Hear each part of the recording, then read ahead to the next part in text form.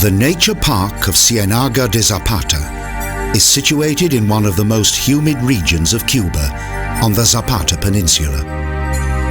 The simple huts of the Indian village of Guama give a basic impression of the life of the country's original inhabitants. Like silent witnesses of the past, they loom out of the steaming swamp in the light of the breaking dawn.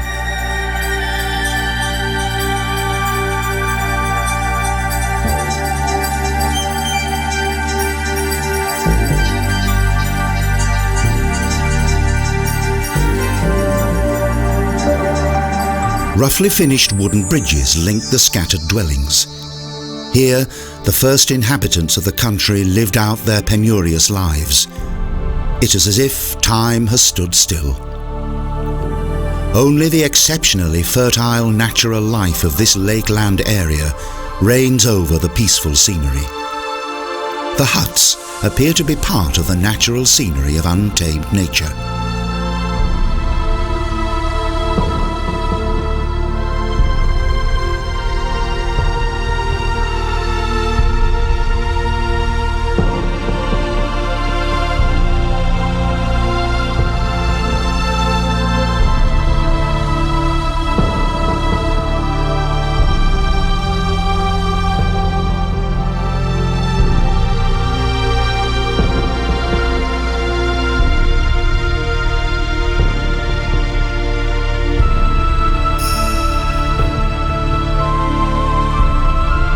The golden red light of the rising sun bathes the landscape in warm hues of colour.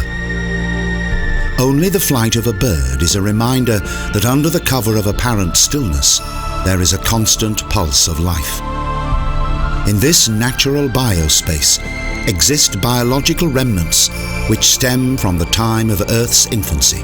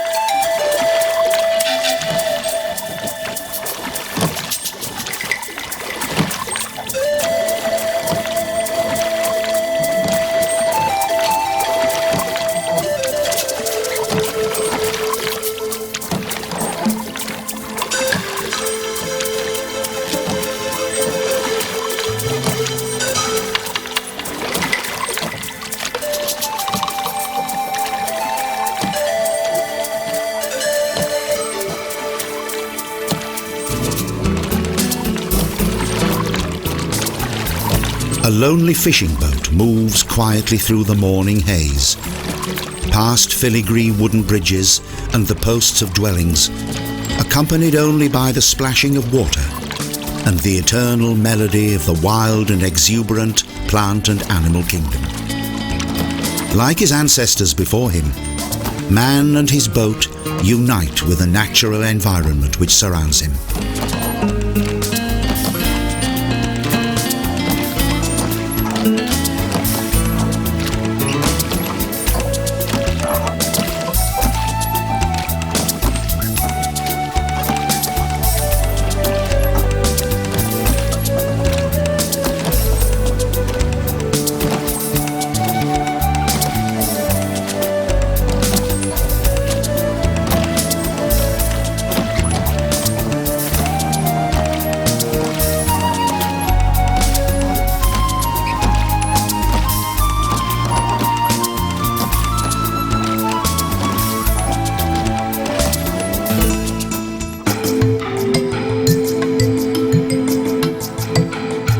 In the light of the high rising sun, the country and its inhabitants awake to new life. Pigs and dogs await their morning feed.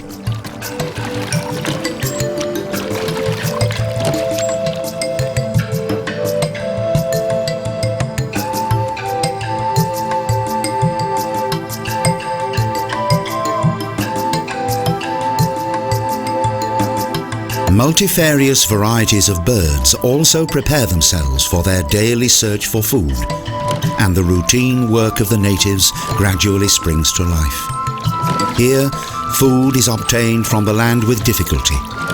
Man submits willingly to the eternal flow of nature.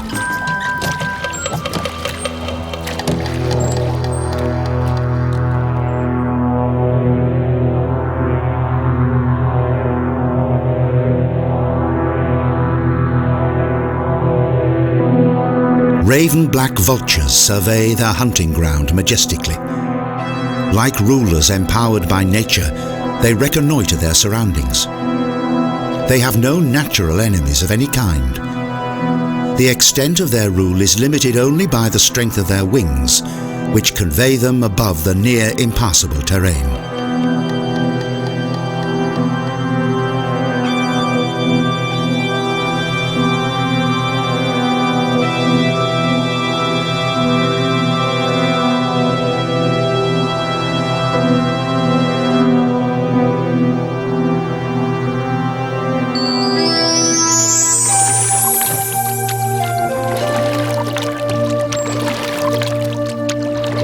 The boat makes its way silently through never-ending fields of water lilies.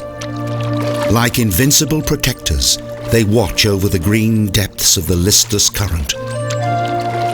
Natural gardens over the tracks of long-forgotten life forms, which frolic beneath the grey-green surface of the water. Evolution appears to have frozen in time. Here, there are still unknown secrets for biologists to decipher.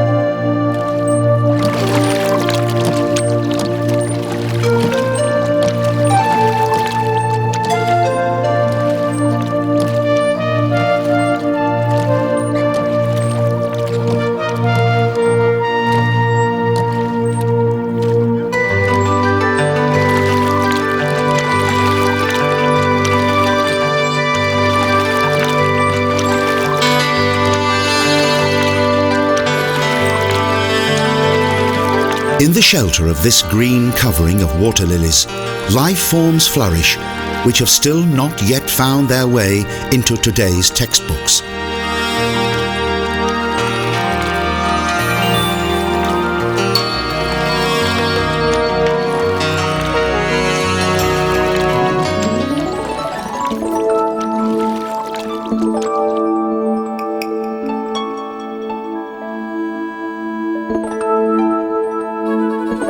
The light from the high-rising orb of the sun refracts on the impenetrable surface of the water. Above the thick undergrowth of the riverbank, a hummingbird waits for unsuspecting prizes to offer up their nectar under the caress of the increasingly warm rays of the sun.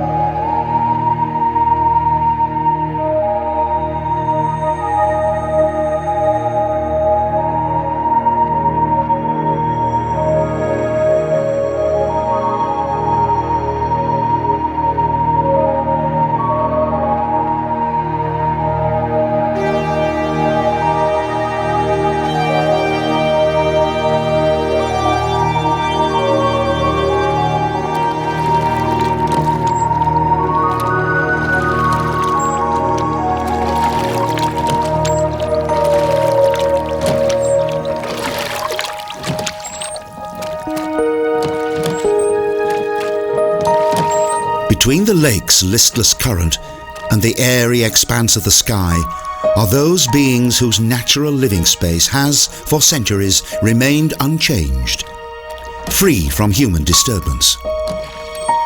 The slow strokes of the oars drive insects to the ever-hungry birds.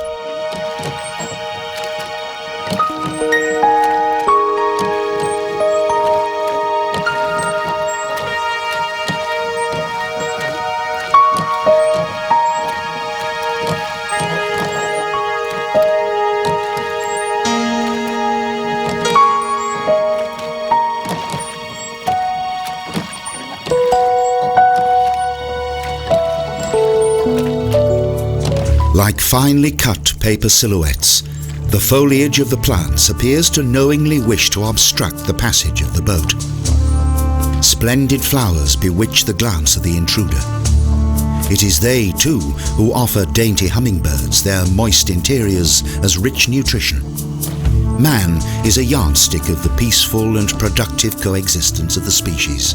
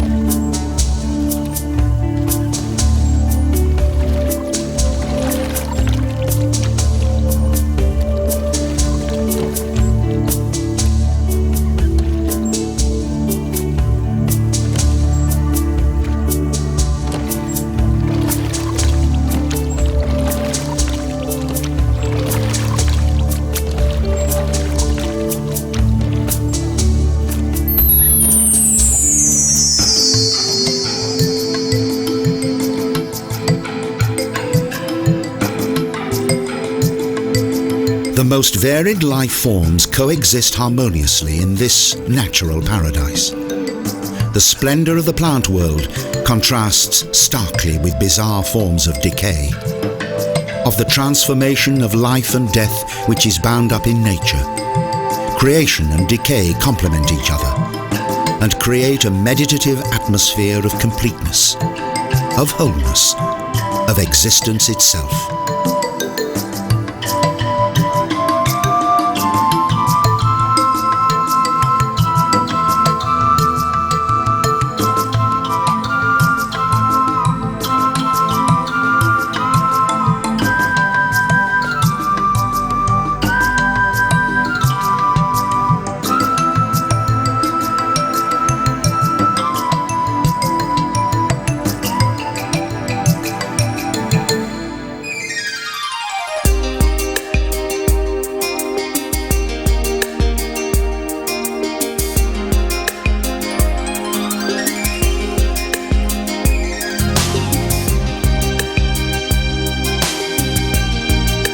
Nothing escapes the sharp eye of the bird of prey, which inspects its hunting ground with a widespread beat of its wings. A glint of sunlight in the spray of the boat, a rippling wave breaking on the oars, a vigilant bird sitting in the undergrowth, constantly aware of threat from above.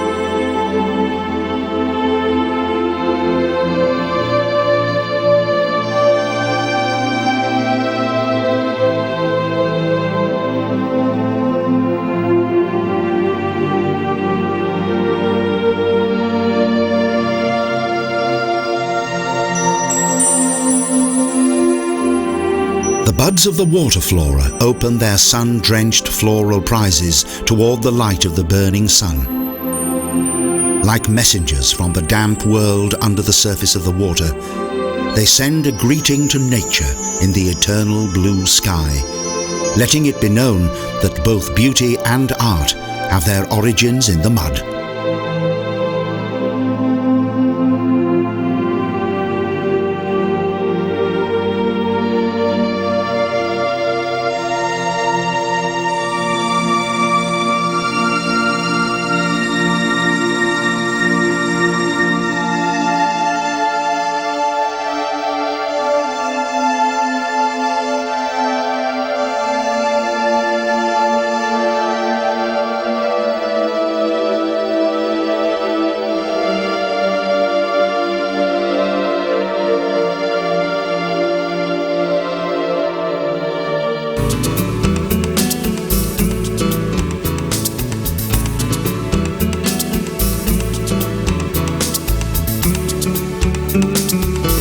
Restlessly, vultures circle above their domain. Tranquility and stagnation signify death in this symbolic mirror of mortality. Like mystic beings from another world, unknown bird species populate the nature park, attractive and at the same time disturbing in their strange and exotic cloak of feathers.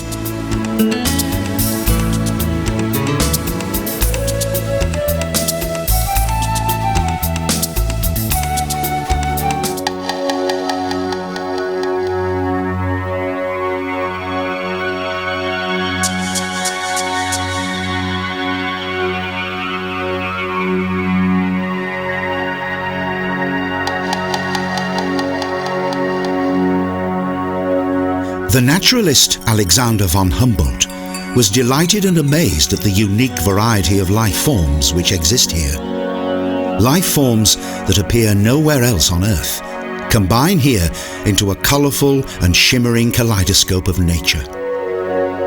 Developed strains of biological existence which nowhere else are united in such rich abundance.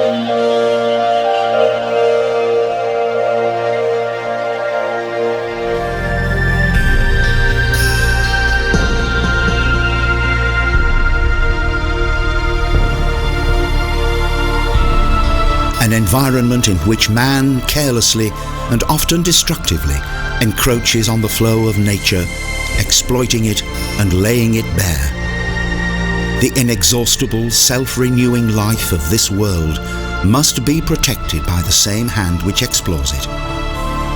It must be preserved at all costs if the human species is to survive alongside this natural universe, which was here long before intrusion by man.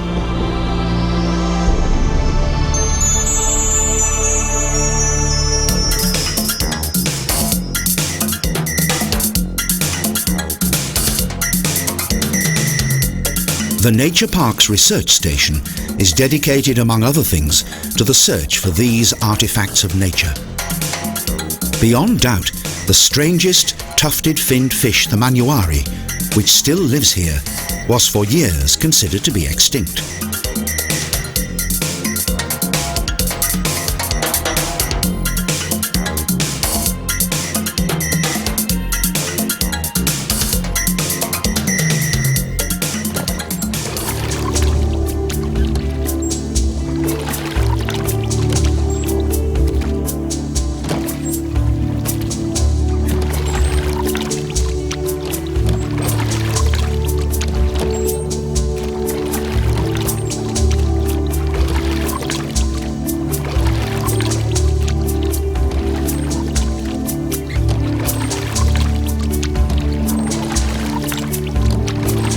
Not until 1938 was it by chance rediscovered by a fisherman, and today it is only very rarely spotted.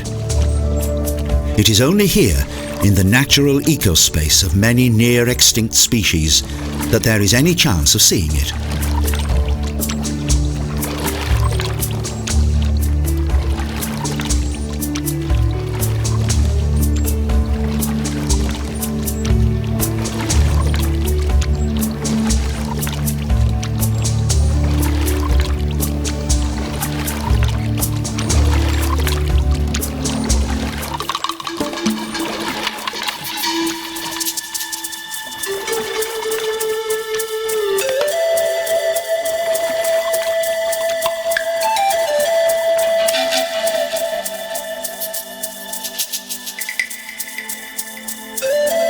The swamp does not reveal its secrets to everyone. Impenetrably, the water lily-covered surface appears to guard its treasures and hides behind the reflection of the world above. Only a careful and patient search can possibly succeed in a lucky sighting of this rare and elusive fish.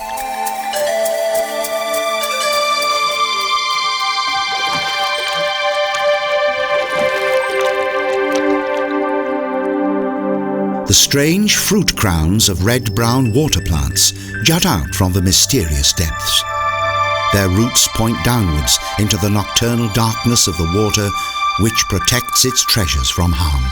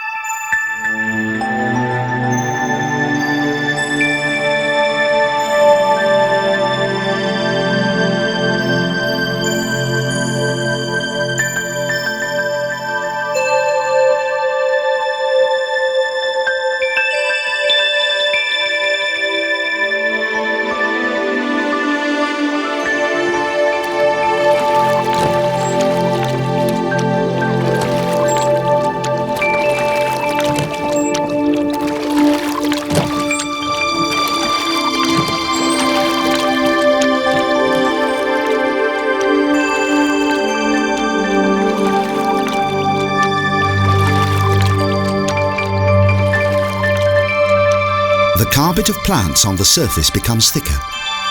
More and more impenetrable seems to be the tangle of leaves and stems, and progress with a boat becomes increasingly difficult. It becomes a battle against unyielding nature, which keeps its wonders hidden like precious jewels.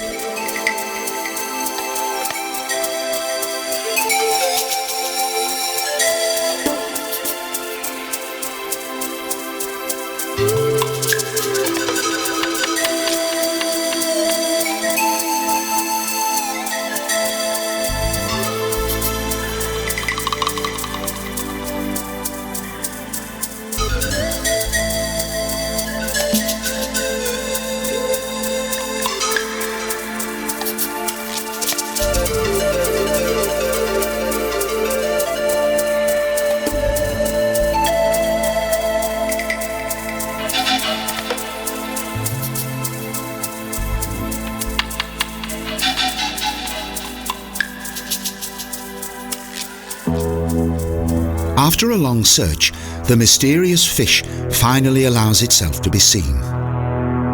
It lies in the water, alert yet motionless. Its colour matches that of the riverbed.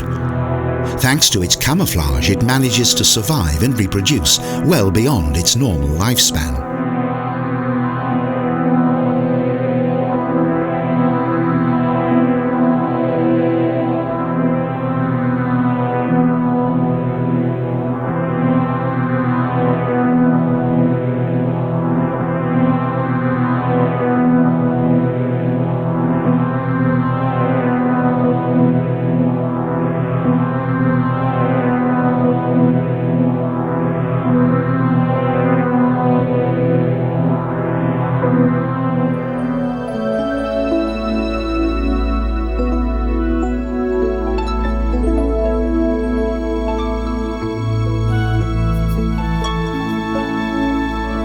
Slowly and dominantly, the crocodile-shaped head of the primeval creature forces itself through the dense surface, only to quickly disappear into the near-impenetrable vegetation.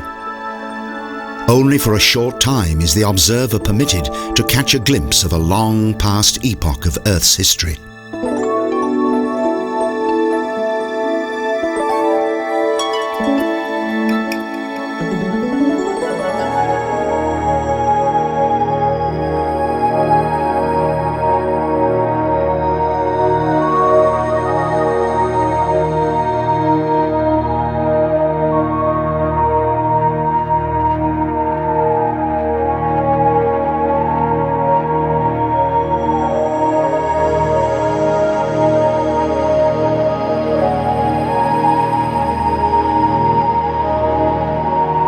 Like a vision, an illusion of nature, the apparition disappears, and the mirror's smooth surface once again secretes it in the depths.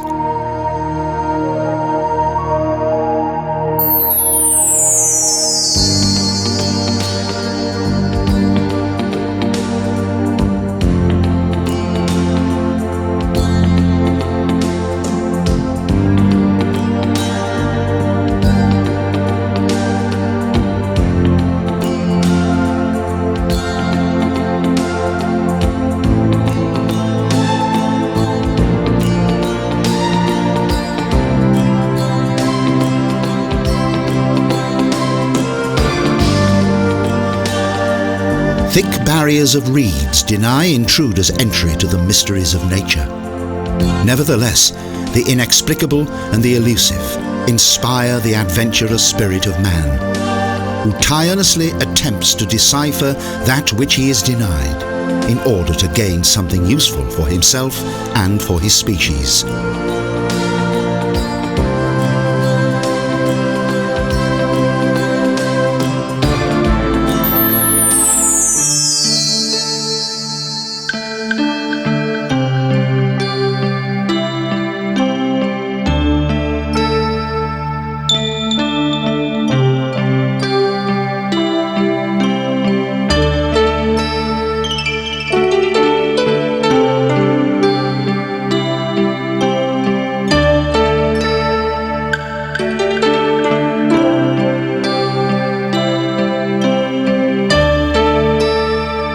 The water lily stars beam virginal white, both allurement and reward for the intruder who dares to enter this alien realm.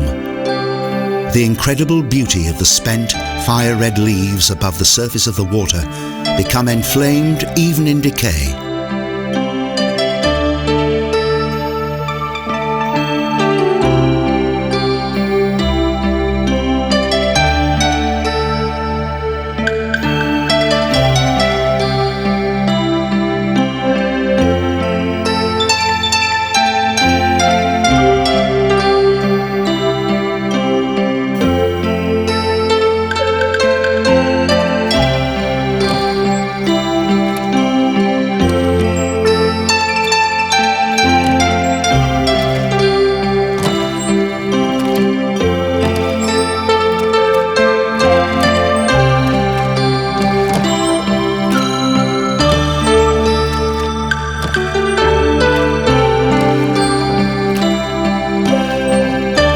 Boat makes its way relentlessly through the increasingly thick carpet of reeds and water plants.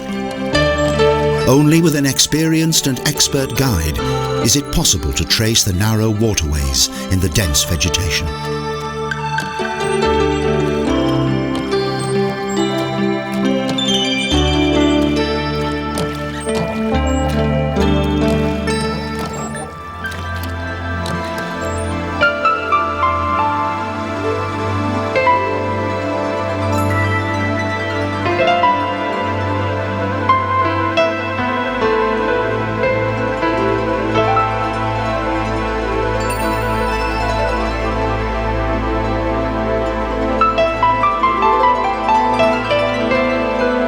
To assist research, unusual examples of fauna have been removed from this amazingly wild and wonderful wilderness.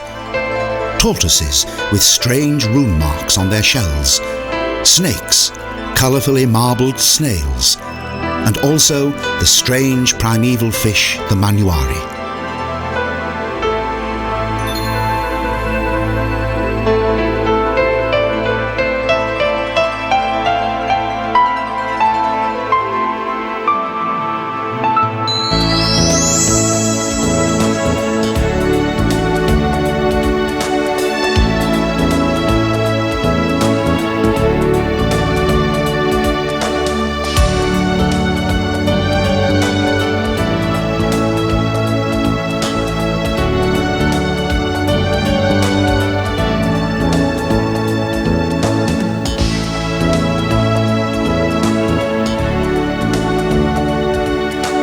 In the king palm-covered Cochinos, the so-called Bay of Pigs on the Playa Longa, only a few remnants remain of the failed landing of exiled Cubans in 1961. This peaceful paradise of grazing horses and white heron makes it easy to forget the fact that this infamous event brought the world to the brink of annihilation.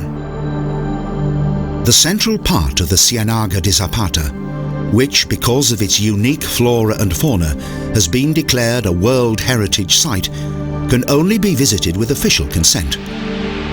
The barrier upon which the Cuban flag flutters is only raised for those who agree to be accompanied by a native guide.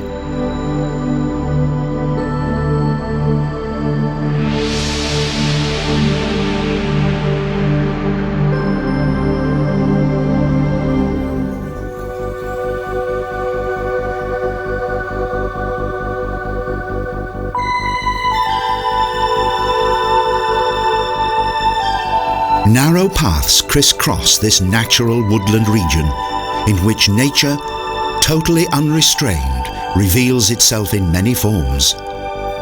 Following the inexorable law of the survival of the fittest, the creepers and air roots of the jaguay tree wrap themselves around and strangle the host trees.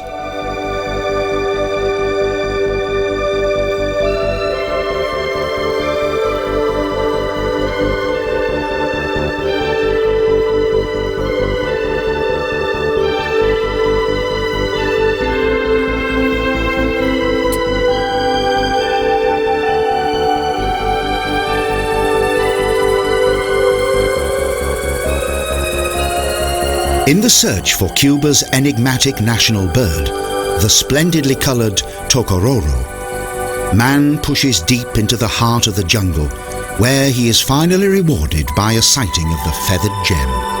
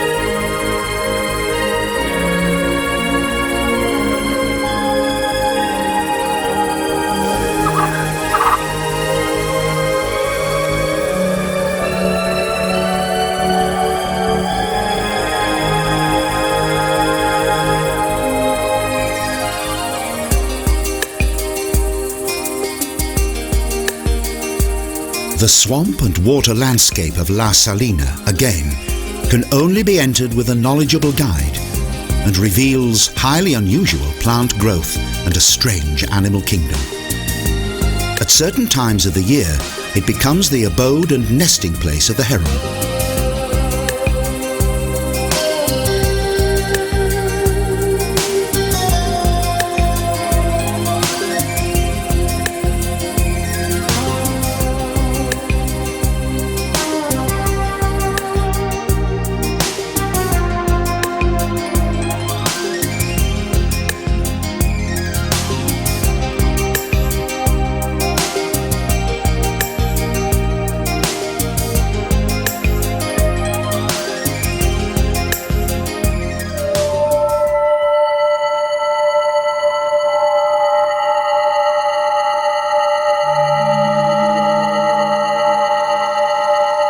the blazing hot oven of the midday heat, the dried-out floor of this stretch of land thirsts for a life-giving shower of rain.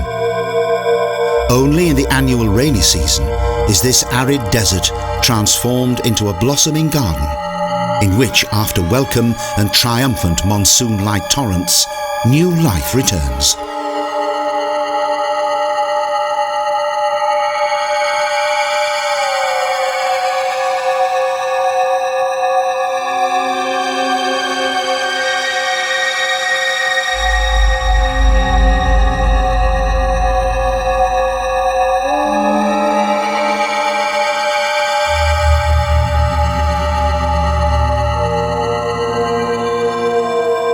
Like gravestones of a long extinct race, the remains of old giant trees tower up from the ground.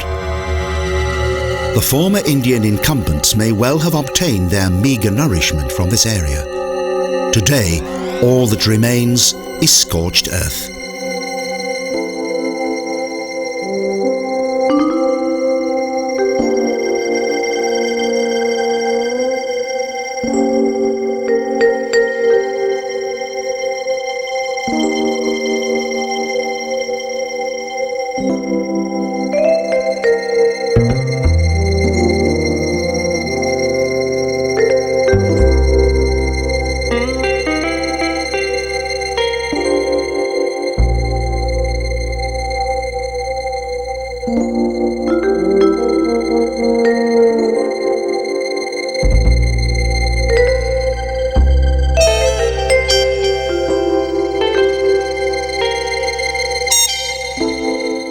And also in the depths of nearby waterholes, some buried secrets still appear to slumber.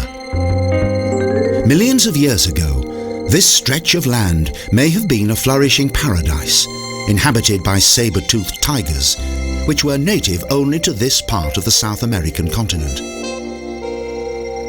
Only the tree skeletons, which project from the water, know the true history of this epoch.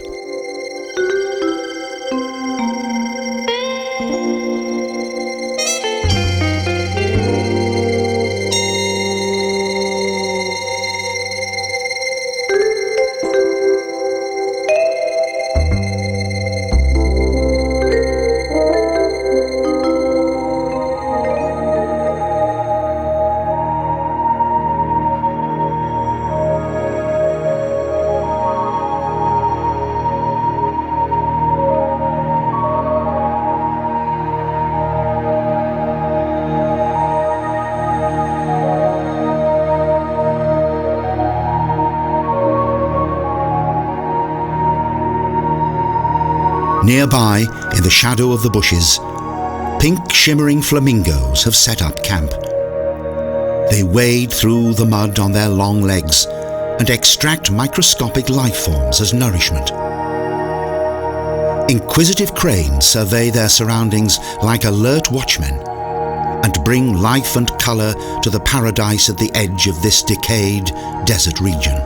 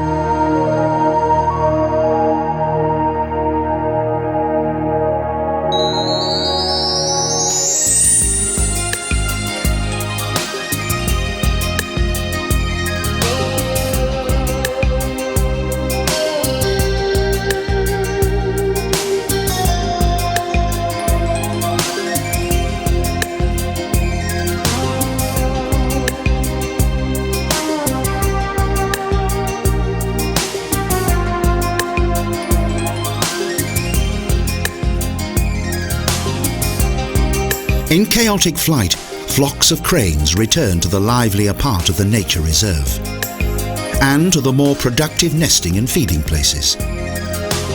Longingly, the local residents await the arrival of the white messenger.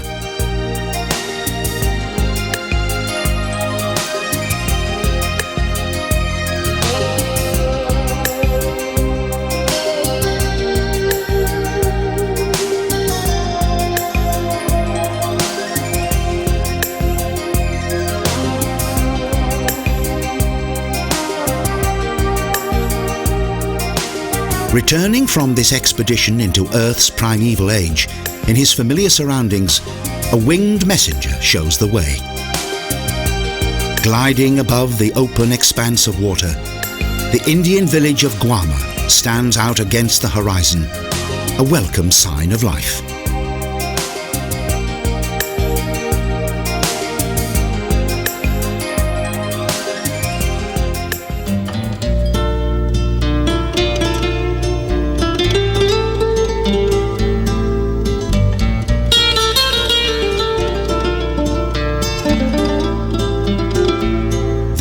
Of the king palm trees glow in the light of the evening sun.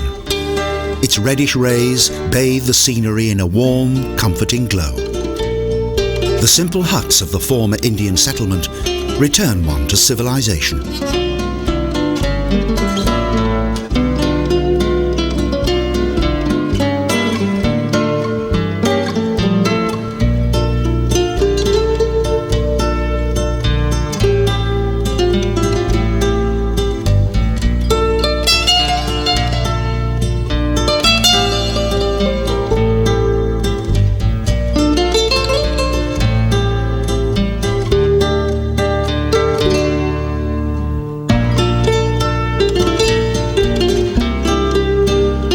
Lifelike statues of the native artist Playa Longa also glow in the red evening light.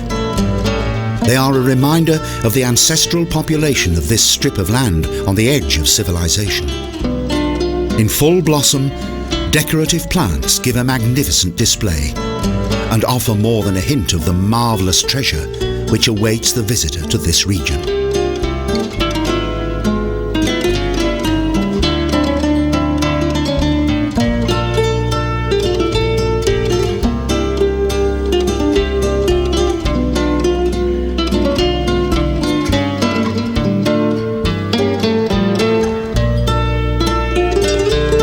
The Cienaga de Zapata, this last reserve of nature's treasures, which were believed to be lost forever, a last refuge of Earth's history, is appropriately well tended to and maintained.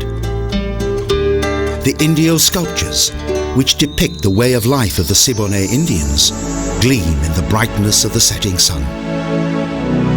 They bid adieu to the duly impressed visitor and stamp themselves indelibly into his memory.